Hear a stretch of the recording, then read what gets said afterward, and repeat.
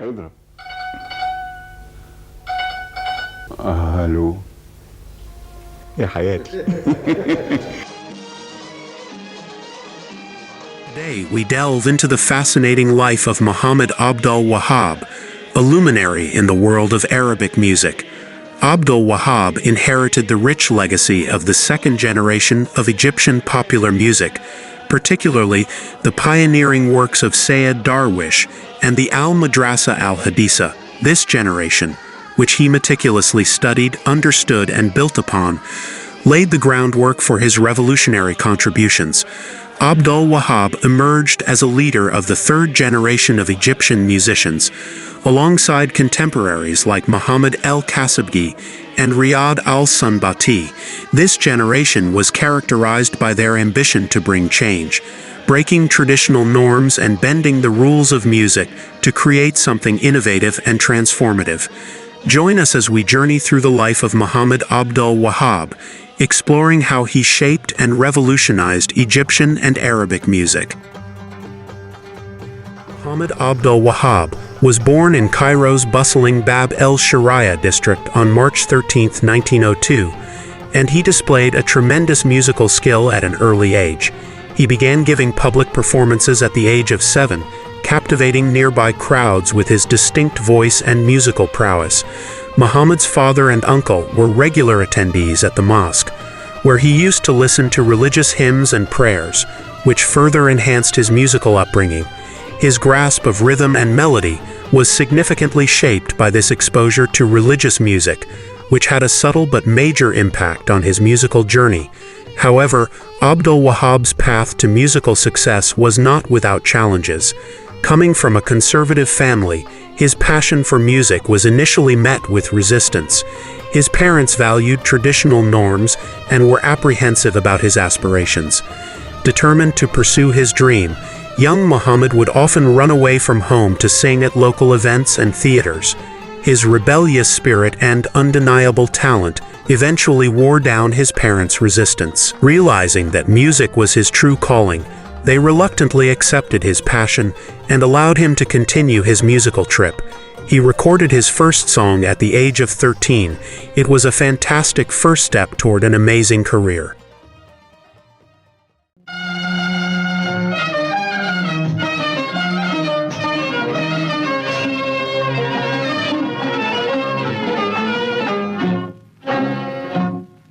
أصفر من السوق مأمن فرقة الأحباب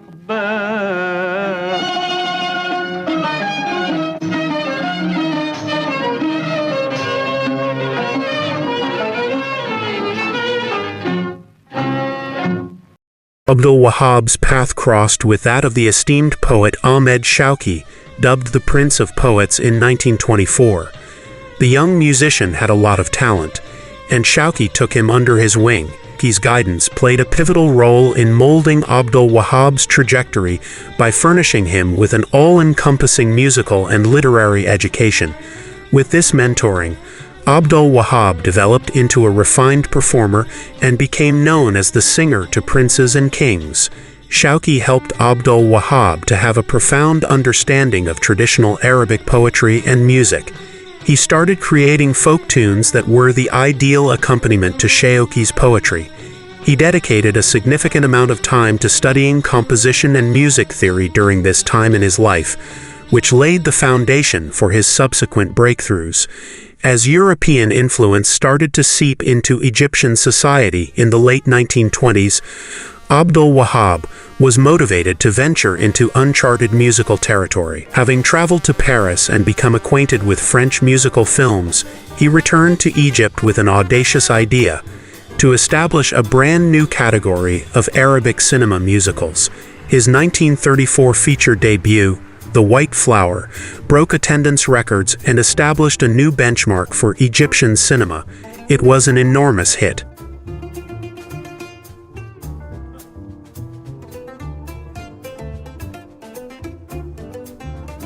Abdel Wahab's films marked a dramatic break from conventional Egyptian cinema by introducing a whimsical romantic hero and utilizing Western musical influences. His work demonstrated his ability to eloquently combine disparate cultural themes while also captivating viewers. Between 1933 and 1949, he went on to write 8 musical comedies that pushed the envelope of what was conceivable for Egyptian cinema.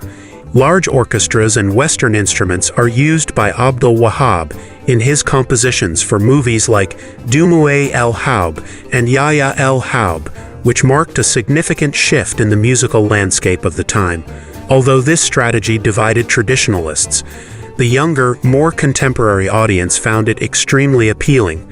One of Abdel Wahab's most significant contributions during this period was revolutionizing the traditional Egyptian song by making it shorter and more compact. This innovation was crucial in fitting the fast pace of the burgeoning movie industry, which contrasted with the Egyptians' customary preference for long songs.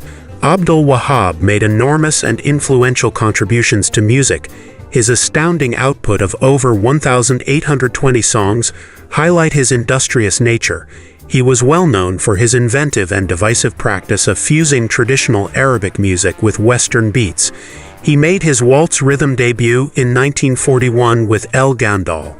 Then in 1957, he added rock and roll elements to Abdul Halim Hafez's song Ya Albi Ya Kali. Strangers in the Night بالمناسبة دي مش هي الغنوة Strangers أنا سمعت إن حضرتك قلت إنه فرانك سيناترا اقتبس منك اللحن ده. والله ما احنا اقتبسنا يعني ما فيش مانع يعني. هو اللي اقتبس. لا هي مثلا دي من جو لا يعني. مش أنا اللي أبكي. لا هي من جو هي من جو. والله أنا الحقيقة مش لو هو مش أنا الحقيقة لكن هي فعلا كده تجديها برضو يعني أي زي فيها الروح دي. فما اعرفش بقى مين اللي عملها الأول. مين اللي عملها الأول؟ الحمد لله لا اللي عملتها الأول وبعدين كنت هتبقى مصيبة. لا أنا هقول لك. كان بقى تلاقي منشط سرقة فنية خطيرة.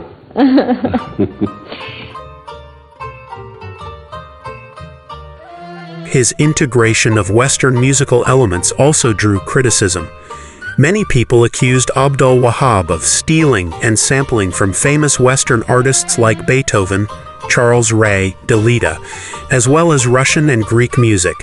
These allegations sparked heated debates, with some arguing that his work was ethically problematic. Despite these criticisms, it's essential to recognize that Abdel Wahab was an extraordinary musician, composer, and writer. While he may have used certain motifs or phrases from other artists, it's crucial to understand how he incorporated them into his unique style. His creative process involved seamlessly blending these influences into his compositions, creating something entirely new and distinct. The ethical concerns some have raised should not overshadow Abdel Wahab's immense artistic contributions. His ability to innovate and transform music remains unparalleled, and his legacy as a pioneering figure in Egyptian and Arabic music is firmly established. He wrote some of Najat el-Saghira's greatest works, which included 4 poems by the renowned author Nizar Qabbani. He is considered to be among the most inventive Egyptian artists of all time due to his skillful oud playing and his ability to incorporate rhythms from outside the region into his compositions. الجميل الحبيب ده اللي بتحتضنه احتضان عمره كم سنة معاك؟ لا والله يعني إذا كان على السن الفني وأنا ده من عندي من 7 سنين 8 سنين يبقى في 100 سنة 107 ده بقول مش عندي 100 سنة دلوقتي يبقى ده 107 In his work, he also demonstrated his strong sense of patriotism. He wrote a number of revolutionary and nationalist songs that inspired many Egyptians. A number of songs, like El Watan El Akbar and Ya Masr Tam El Hana, became anthems of pride and unanimity for the country. His influence went beyond the boundaries of Egypt. The national anthems of Tunisia, Humat al-Hima, were written by Abdel Wahab, the United Arab Emirates, IC Baladi, and Libyan Anthem. These compositions are a testament to his deep sense of Arab identity and his desire to contribute to the cultural heritage of the entire region. The partnerships that Abdel Wahab had with notable musicians strengthened his reputation. Among the most noteworthy partnerships was one with the legendary Egyptian vocalist Kulthum. They had been professional rivals for years before they collaborated in 1964 on the song Enta Amri, which was penned by Abdelwahab and had lyrics by poet Ahmad Rami.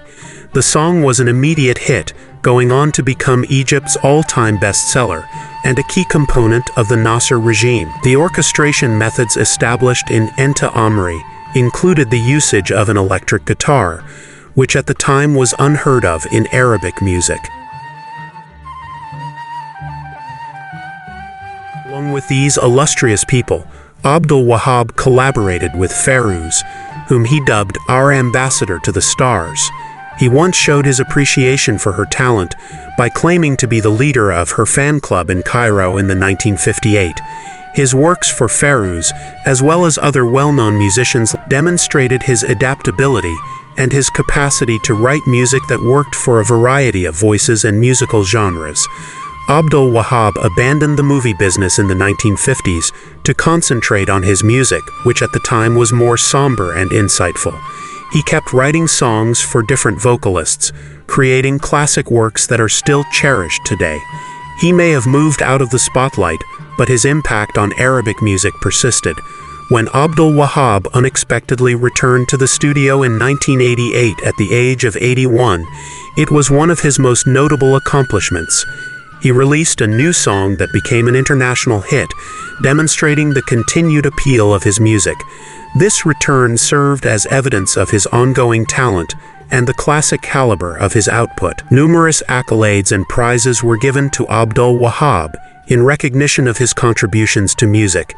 He was the first Arab musician to receive a platinum disc.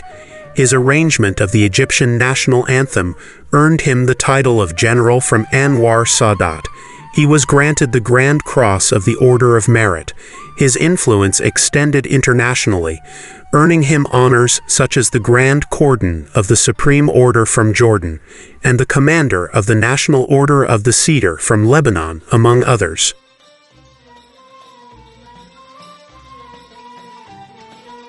As we conclude our journey through the life and legacy of Mohammed Abdel Wahab, it's important to reflect on the broader context of Egyptian popular music. Abdel Wahab led the third generation of Egyptian popular musicians. This generation aimed to revolutionize music by breaking traditional norms and bending the rules, ushering in a new era of musical expression. However, there was no fourth generation to carry forward this legacy. Despite having all the keys and tunes of the future, the third generation struggled to communicate effectively with the new era. They didn't foresee the evolving musical landscape and the need for symphonic integration. By breaking so many rules, they inadvertently created a gap that made it challenging to pass on the nuances required to continue in the same direction. There wasn't a proper conversation about what comes next, leading to a disconnect in the continuity of popular Egyptian music. Yet, the spirit of Egyptian music lives on. Abdel Wahab was the leader and pioneer of his century, and his impact remains indelible. He was the last of his kind, leaving a legacy that will never be forgotten. As long as music exists, the contributions of Mohammed Abdel Wahab will continue to resonate, inspiring future generations to explore, innovate, and cherish the rich heritage of Egyptian music. Thank you for joining us on this exploration of Mohammed Abdel Wahab's life. If you enjoyed this video, don't forget to like and subscribe to our channel for more stories about the legends who have shaped our world. Until next time, keep the music alive.